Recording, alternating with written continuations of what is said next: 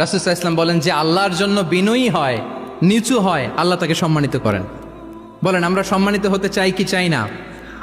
রাসূল সাল্লাল্লাহু আলাইহি ওয়াসাল্লাম দোয়া করতেন, আল্লাহুম্মা জাআলনি সাবুরা ওয়া জাআলনি শাকুরা ওয়া জাআলনি ফি আইনি সগীরা ওয়া ফি আয়ুনিন নাসি কাবীরা। হে আল্লাহ, আপনি আমাকে শুকরগুজার বান্দা বানান। হে আল্লাহ, আপনি আমাকে ধৈর্যশীল বান্দা বানান। হে আল্লাহ, আপনি আমাকে আমার নিজের চোখে আমাকে ছোট বানান, মানুষের চোখে আপনি আমাকে বড় বানান। রাসূল সাল্লাল্লাহু আলাইহি ওয়াসাল্লাম নিজ চোখে ছোট থাকতে চেয়েছেন, ফলে গোটা বিশ্বের চোখে রাসূল সাল্লাল্লাহু আলাইহি ওয়াসাল্লামকে বড় মহামানব বানিয়েছেন কে? এখন আপনি নিজের চোখেই যদি বলেন যে আমি অনেক বড়, তাহলে হবে না।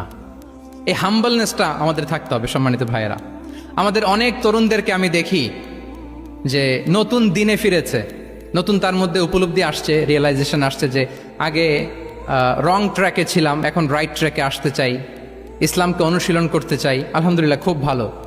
তো তার যখন রিয়েলাইজেশন আসছে, সে কিছু পড়াশোনা শুরু করে দেয়, কিছু পড়াশোনা করে, কিছু স্কলার্সদের লেকচার শুনে। তো অনেক তরুণের মধ্যে এই সমস্যাটা একটা কমন ফেনোমেনা, যে একটু পড়াশোনা করে, একটু কিছু স্কলার্সদের লেকচার শুনেই ও মনে করে যে আমি সব জেনে গেছি। কি মনে করে?